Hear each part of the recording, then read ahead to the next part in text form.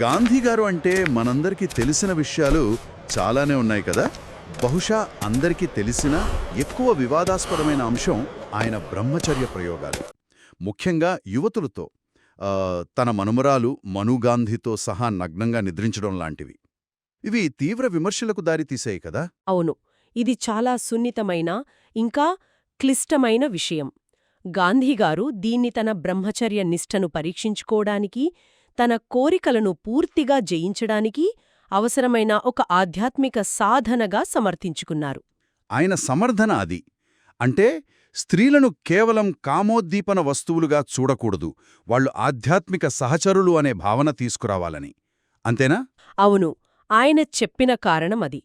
తనలోని శక్తిని, ఓజస్సుని కూడగట్టుకుని దాన్ని దేశ విముక్తికి ఉపయోగించాలని కూడా భావించాడు. కానీ దీనిపై వచ్చిన విమర్శలు చాలా తీవ్రంగా ఉన్నాయి కదా, ముఖ్యంగా ఫెమినిస్ట్ విశ్లేషకుల నుంచి. ఖచ్చితంగా. జెరాల్డీన్ ఫోర్బ్స్ లాంటి వాళ్లు ఏమన్నారంటే, గాంధీకి ఆ యువతులకు మధ్య సహజంగానే ఒక అధికార అసమానత ఉంది. వారి పూర్తి సమ్మతి, స్వయం ప్రతిపత్తిని ప్రశ్నించారు. అంటే వారిని తన ఆధ్యాత్మిక ఎదుగుదలకు సాధనాలుగా వాడుకున్నారనేది ప్రధాన విమర్శ. మానసిక విశ్లేషకులు కూడా దీనిపై మాట్లాడారు కదా, సుధీర్ కాకర్ లాంటివారు. అవును, సుధీర్ కాకర్ ఏమన్నారంటే, ఇది బహుశా గాంధీగారి అంతర్గత లైంగిక సంఘర్షణల వ్యక్తీకరణ కావొచ్చు అన్నారు. ఆయన బాల్య వివాహం, తండ్రితో ఉన్న సంక్లిష్ట సంబంధం ఇవన్నీ దీనికి కారణాలు కావొచ్చు అని విశ్లేషించారు. అంటే ఒక రకంగా నైతిక అధికారాన్ని దుర్వినియోగం చేశారనే వాదన బలంగా ఉందన్నమాట. అవును, జాడ్ యాడమ్స్ లాంటి వాళ్లు అదే అన్నారు. ఇది అహింసాయుత ఒప్పందానికి, మానసిక బలవంతానికి మధ్య ఉన్న సన్నని గీతను చెరిపేసిందని విమర్శించారు. ఈ నైతిక విమర్శల కోవలోనే కస్తూర్బా గాంధీగారి చివరి రోజుల్లో తీసుకున్న వైద్య నిర్ణయం కూడా వస్తుంది కదూ. అది కూడా చాలా చర్చనీయాంశం. నిజమే. 1944లో ఆగాఖాన్ ప్యాలెస్ నిర్బంధంలో ఉన్నప్పుడు కస్తూర్బాగారికి బ్రాంకియల్ న్యూమోనియా వచ్చింది. అప్పుడే కొత్తగా వచ్చిన పెన్సిలిన్ ప్రాణాలు కాపాడే అవకాశం ఉన్నా గాంధీగారు దాన్ని వాడడానికి ఒప్పుకోలేదు. కారణం? పాశ్చాత్య వైద్యంపై నమ్మకం లేకపోవడమా? అవును, ప్రధానంగా అదే. ప్రకృతి వైద్యంపై ఆయనకున్న ప్రగాఢ విశ్వాసం. దాని ఫలితంగా ఫిబ్రవరి 22న ఆమె మరణించారు. కానీ ఇక్కడే ఒక వైరుధ్యం కనిపిస్తోంది. అదే సంవత్సరం గాంధీగారికి మలేరియా వస్తే ఆయన క్వినైన్ తీసుకున్నారు అనంటారు. అది పాశ్చాత్య వైద్యమే కదా. కరెక్టే. ఇదే ఆ ద్వంద్వ ప్రమాణం గురించిన చర్చకు దారితీసింది. అంటే తన భార్య ప్రాణం విషయంలో ప్రకృతి వైద్యమని పట్టుబట్టి, తన విషయానికొచ్చేసరికి ఆధునిక వైద్యాన్ని ఆశ్రయించడం. ఇది ఆయన సూత్రాల అనువర్తనంలో నిలకడ లోపమా అని చాలామంది ప్రశ్నించారు. చాలా ఆలోచించాల్సిన విషయం. ఇక ఆధునికత, పారిశ్రామికీకరణ వైపొస్తే అక్కడ కూడా గాంధీగారి అభిప్రాయాలు చాలా ప్రత్యేకంగా ఉంటాయి. అవును, ఆయన పారిశ్రామికీకరణను చాలా తీవ్రంగా వ్యతిరేకించారు. అది నైతిక క్షీణతకు, సామాజిక విచ్ఛిన్నానికి దారితీస్తుందని ఆయన నమ్మకం. గ్రామ స్వయం సమృద్ధి, చేతివృత్తులే సరైన మార్గమన్నారు. అందుకే ఖాదీ, చరఖాకు అంత ప్రాధాన్యత ఇచ్చారు. ఖచ్చితంగా. ఖాదీని కేవలం వస్త్రంగా కాకుండా ఒక శక్తివంతమైన ప్రతిఘటన చిహ్నంగా, ఆర్థిక స్వాతంత్ర్య సాధనంగా ప్రచారం చేశారు. ప్రాక్టికాలిటీ మీద కూడా విమర్శలున్నాయిగా. ఉన్నాయి. అంటే ఆధునిక యంత్రాలతో భారీ ఉత్పత్తి చేసే వస్త్ర పరిశ్రమతో పోలిస్తే ఖాదీ ఉత్పత్తి చాలా నెమ్మదిగా, తక్కువ పరిమాణంలో ఉంటుంది కదా. ఇది దేశ పారిశ్రామిక అభివృద్ధికి ఆటంకం అని కూడా కొందరు ఆర్థికవేత్తలు వాదించారు.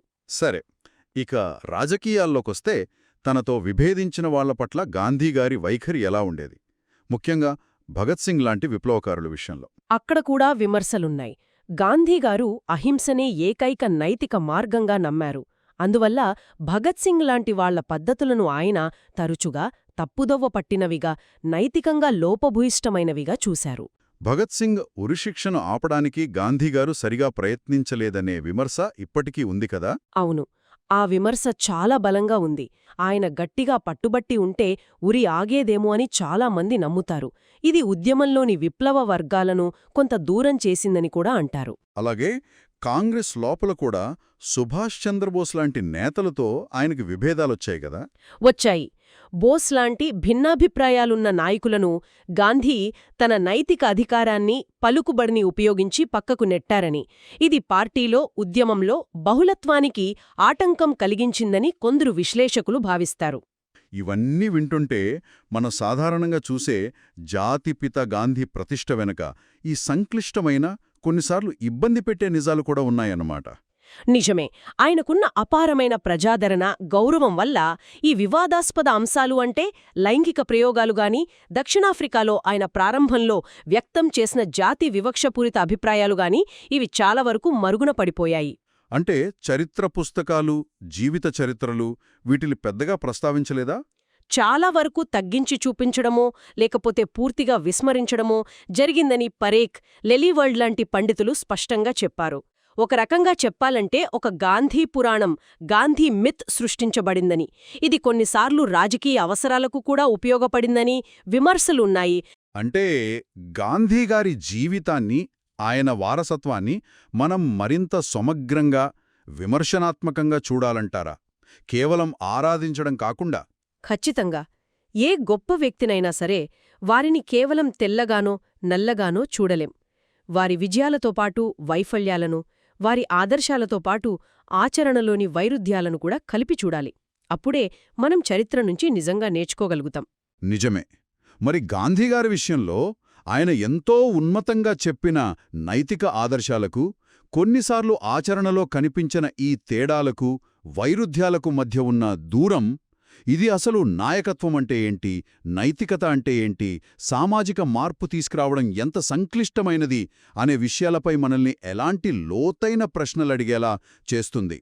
దీని గురించి మనందరం ఆలోచించడం ముఖ్యమనిపిస్తుంది. అవును, ఆ ప్రశ్నలతోనే ముగిద్దాం.